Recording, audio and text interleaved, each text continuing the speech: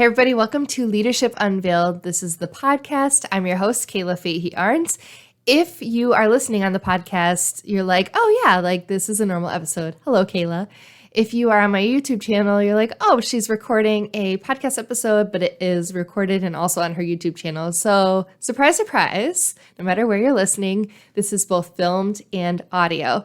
So this is not the first time that I've done this before. I have YouTube videos up of me recording podcast episodes, and then I'll take the audio and put it on my podcast episode. So this isn't the first time I've done it, but I decided let's make it very obvious. So I'm wearing my headphones. If you can't see me, I'm wearing my white headphones. These are the same headphones that are in my podcast, like little thumbnail, my picture. It's the podcast headphones with my microphone and me with a cup of coffee recording like this. So if you can imagine that, that's what I'm doing.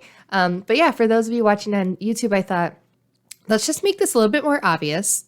The thumbnail for this video, anytime that I record a podcast episode where I'm actually this is the podcast episode, I will have the thumbnail be that podcast thumbnail, like I just described. So then it's really obvious. I just figured why not have themed videos so that you know, this one is also a podcast. So I know that many people, like I've said this before on the podcast, that you like to listen in different places. You might be on the go one day and audio is much easier for you. And then other days you want to watch, or maybe you just have YouTube on in the background while you're working. Wherever you're at, hello, I'm Kayla Fahey-Ahrndt. Just some background. I've had this podcast since 2018 and it's morphed over time. And as I was recording this intro, I almost said, welcome to the Glow Getters podcast, because it used to be called Glow Getters podcast. And actually now, most recently this year, it is now Leadership Unveiled. So I like to take this specific podcast and really pull back the curtain about what leadership is like, because I think that people have an idea of what leadership is in their mind, or an idea of what management is in their mind. And it's hard to know unless you've been there. And so I love to just kind of break that down for you and share, what am I doing? What have I learned? And all of that jazz. So today, let's just get down to the topic. I want to talk to you about setting yourself up for success with a very nice network of folks to help you get exactly what you need, to ask questions, to be mentors for you, to help you and guide you along your way. And it's just going to be this wonderful thing that's going to make your life so much easier when you're starting out. And if you don't have what I'm going to be talking about today, I highly encourage you to start, and I can help you with that. So if you're watching on my YouTube channel, I'm going to put a picture of this on the screen. If you're on the podcast, no problem. I'll describe it. So I do have a brand new role checklist, and it has many different items on it. I think there's 7 different bullet points. One of the main ones is a stakeholder contact list. So I'm going to be talking through how to get your network wide, and why this is so important, and sort of the strategy behind it, and the way that I like to make it happen for my folks and kind of customize the experience. So this checklist is available for you. I'll put it in the show notes of the podcast episode, as well as on the YouTube channel in the description, so you can download it for free. And then if you're interested in diving more deeply, I do have a course on this. It goes through every single item on this checklist in depth with all of the templates I'm going to provide to you in the course for free. In addition, done for you templates that you can just plug and play and fill in all your information, and you will be set for success. So let's get down to it. So have you ever had a boss who's like, oh yeah, just contact Laura, she'll take care of you. Or yeah, Jim, he'll do that for you. And you're like, who's Laura? Who is Jim? I don't know who these people are. And, it's so funny because you think not a big deal. I'll just say who are they? And I think when we're new in our role, no matter if we're just starting out after we've just graduated school, or whether we've been in the profession for a while, it can be intimidating to be I'm not sure who you're talking about. And so what I want to make sure that I do is help you set yourself up for success, to know who are these really important key players. And I like to call them stakeholders. So the first thing you want to do is think about what groups of folks might you need to talk to or correspond with or collaborate with in your day-to-day work, and start making out a list of buckets. So that might be the IT folks, that might be Maybe you work with somebody in like a copywriting department or like a proofreading department, finance, maintenance, facilities. You might need to work with somebody from, I said finance, but like billing specifically. Maybe you need to talk through process improvement. So do you have like a process improvement part of your department? Maybe this is your manager's boss or a service line leader. This could be a department head or a medical director, somebody who has influence there. So you can see, if you think about your role and who you might be talking with, or maybe who your boss might connect with on a day-to-day basis, these are the types of people. I specifically work in healthcare, so I named some healthcare related things. I can also think of like nurse managers, like I said, heads of department, things like that. These are the types of folks that are going to be really helpful and integral to your success and connecting and networking with other folks. So once you have your buckets, start and try to fill in the names that you know. And maybe you just know like first names and you have like a little scribble from a note that your boss said. Fill in the things that the people that you know.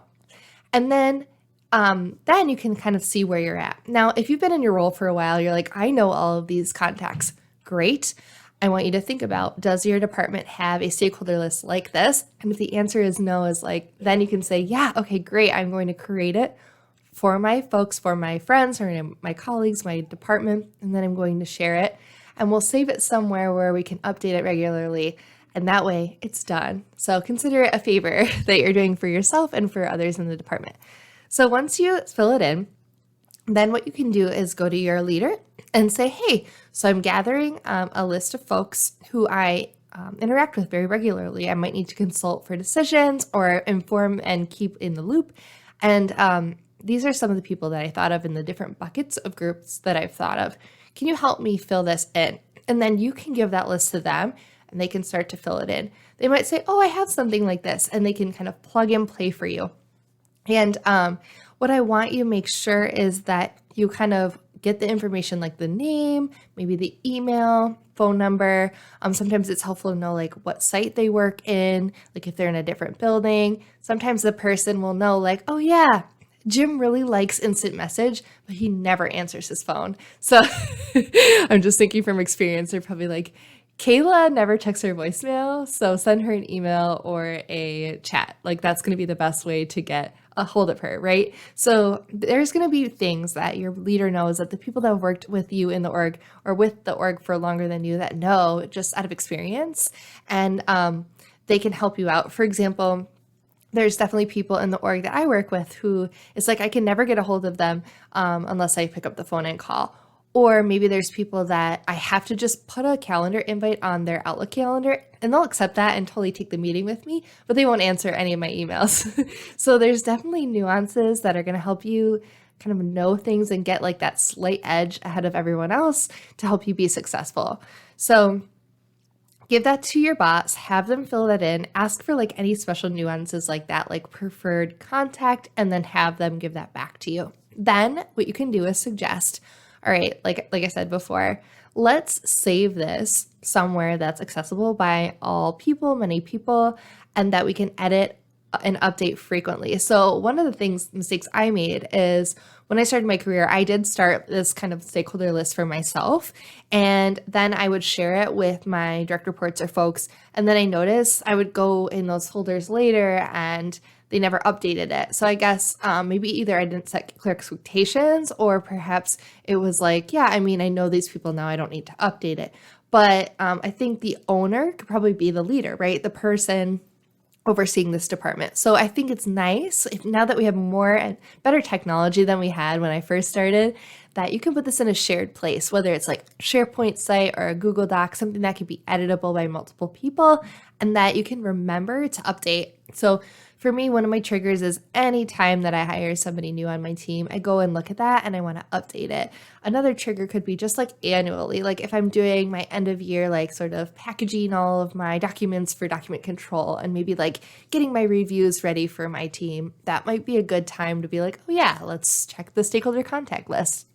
Another time you might want to update it is when you know somebody has changed roles. So for example, if I have somebody who I'm like, oh yeah, that's my contracting person, they change roles, you learn who the new person is, just go update that right away and be like, oh yeah, it's no longer, Tina, and now it's Bev, right? So you can just go in there and update it right away.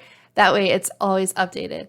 So the cool next step that I want to share with you to give you the extra leg up is, if your boss is willing, ask them to make a warm introduction for you. So now in theory, you have this awesome broad network, like some first people that you could reach out to contact and their roles and kind of their preferred contact. Then you can say, okay, so boss or leader, I would like to reach out to so-and-so for this. Do you think that's be appropriate in this situation? They could say, oh yeah, I think that's a great idea. Reach out to Jan. And then you can say, wonderful. So I've never spoken with Jan before, and I'm new, and I'm wondering if you can make a warm introduction for me. And essentially what I consider a nice, quick, warm introduction that is very low burden for your boss is just to say, hey, could you just send a quick email connecting us saying like, hey, I'm Kayla. This is Kayla. She's new in this role and she would like to meet with you. And I thought, oh, I have the perfect person. Let me just connect you both and make a warm introduction. So yeah, feel free to collaborate and let me know if I can help in any way. Something like that. Usually your leader will get the hint and they'll be like, oh yeah, I can email you both and I'll CC you on it and it'll be good and I'll make a warm introduction. Or, oh yeah, they work in this building. Let me just walk you over and introduce you the next time that we're both together, something like that. So I think the cherry on top here is this warm introduction, because I definitely had times where I'm like, it's almost like a cold call. It's like, hi, I was told to reach out to you for this thing. I'm so-and-so. And they're like, oh, like this is the first time I'm hearing about it. I'm like, oh, well, yeah, my boss told me that I could reach out to you and that you could lend me a hand or you'd be helpful in the situation. And they might be like, sure, but literally like, this is the first time I'm hearing about it. That's kind of weird. And so I know that seems like people might not be like that, but I think that sometimes the fact is we're all really booked. We all have a lot on our plate. So if I just got like a cold email from a random person I've never heard of, I'm like, oh, sure, I know your boss, but I haven't heard of this project. Is it an approved project? Is it something that we're now working on? Is this part of the strategy? Like all of these questions bubble up. So if you have them make a warm introduction, then they can at least be like, oh, okay, so I know that your boss, Kayla introduced us. Yeah, like let's talk through that. And then when we have a barrier, we can ask Kayla or, oh, let me just ping Kayla real quick and ask for some clarification. I'm totally happy to sit down with you. I just think it kind of ties it into a nice bow where it kind of gives you a leg up and you don't have to like explain who you are and where you came from and who you're replacing and all of that. It just kind of eliminates that. So I hope that's helpful. Having a broad network full of the buckets of people that you're going to interact with, their name, their role, what department they're in, their preferred contact information, and then having your leader make a warm introduction for you. And you can have them make this introduction like right away, like Kayla's new in this role. If you need anything, please contact her. That's simple as well. Or they can do it like as needed, like as a project comes up where you need to interface with, let's say, IT, they can then be like, oh, we have a new operational person. This is her name, and she's starting with us a couple months ago, and she has a project now. We would like to see if we can get a resource. So yeah, I think it just depends on the cadence of the work and when it feels most appropriate for them to make that warm handoff to you. So again, I hope this is helpful. If you'd like to check out the new role checklist, it's free.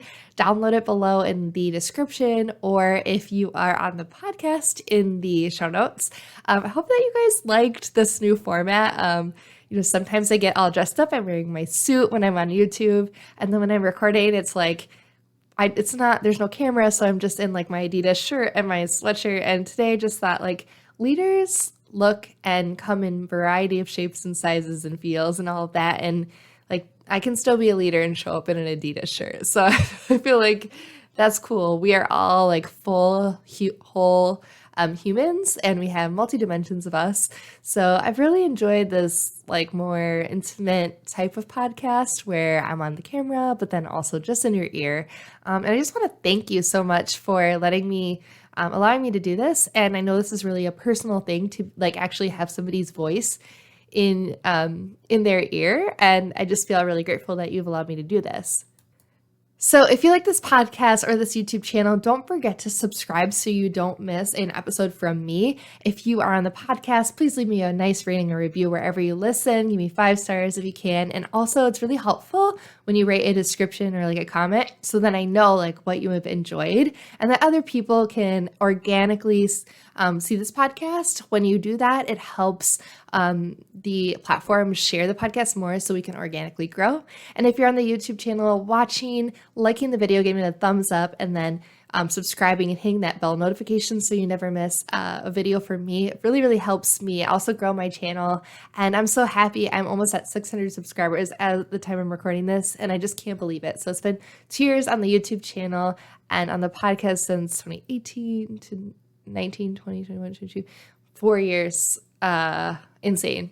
So thank you so much for watching. I hope this is helpful to you, and I will see you in the next podcast or in the next video. Don't forget to be a light. Take care.